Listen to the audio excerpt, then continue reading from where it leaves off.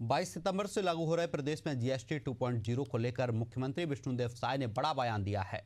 उन्होंने कहा कि इसका सब जगह असर दिखेगा। जीएसटी के जो 4 स्लैब थे उसको घटाकर अब 2 स्लैब किए गए हैं।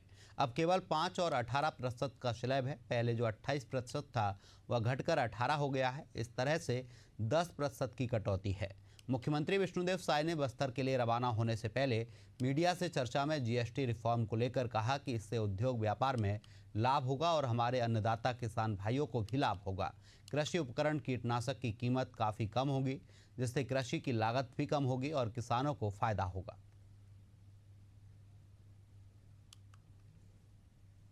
सब जगह इसका असर दिखेगा, काहे कि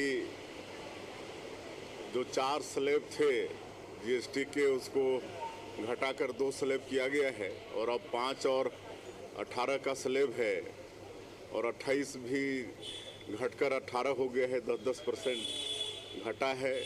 18 5 भी हुआ है, 5 फिर 0 भी हुआ है। तो इससे उद्योग व्यापार में लाभ होगा और हमारे अन्नदाता किसान भाई को भी बहनों को भी बहुत लाभ होगा।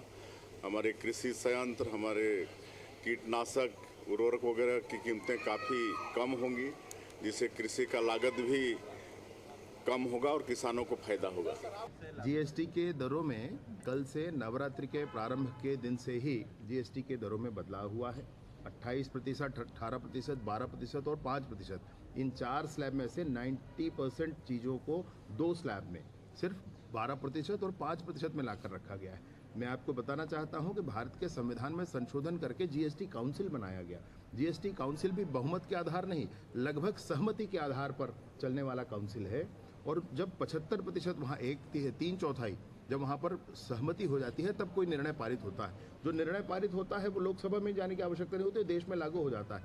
और ऐसे बहुत मजबूत काउंसिल बना करके पूरे ही देश में 17 तरीके के कर और 13 तरीके के कर और 17 तरीके के उपकर जो लगा करते थे उन सब को समाप्त करके देश में व्यापार का वातावरण बनाने के लिए समूचे देश में एक तरह से व्यापारियों को अब बहुत राहत दिलाने के लिए, आप जब व्यापारी पहले हुआ करते थे तो आप ध्यान दें कि आपको कितने तरह के फाइल मेंटेन करने पड़ते थे। हर टैक्स के अलग फाइल आपको मेंटेन करना पड़ता था, हर चीज़ के अलग मेंटेन करना,